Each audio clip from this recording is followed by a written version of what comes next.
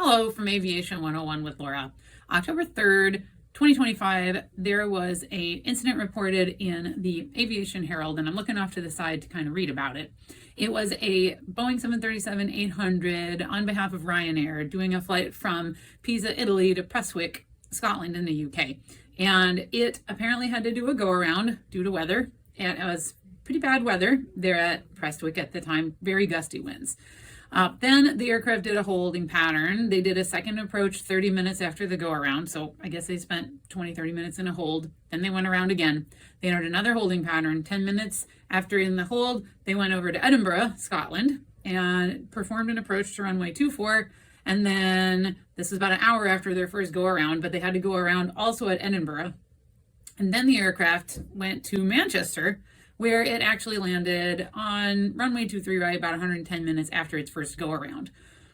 So all that sounds crazy, but what's insane is that it was also reported then that it landed with 220 kilograms of fuel left on board, which is, I did the math, it's about like just under 500 pounds of fuel. It's like 480 something pounds of fuel, which that is insane. That is extremely scary. That is like approximately how much fuel you'd plan to have on taxi for a 737, at least what I experienced with my dispatch teaching class. So here's my take on this as an aircraft dispatcher. What in the world was going on?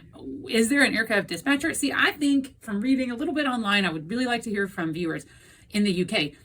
I don't know that there is any kind of dispatcher certification in the US. And I looked this up or in the UK. I looked this up on Reddit, couldn't really find anything. So I want to hear from you guys who are in the UK. But in the US, if you had a dispatcher overseeing this flight with operational control with the pilot in command, I feel like the dispatcher would be freaking out at this point. I mean, that's like 5 minutes of fuel left. You cannot put an aircraft with so many people on board in jeopardy like that. And I don't understand how the crew ended up doing 2 approaches, 30 minutes of holding, another approach, 10 minutes of holding, and then another approach at another airport.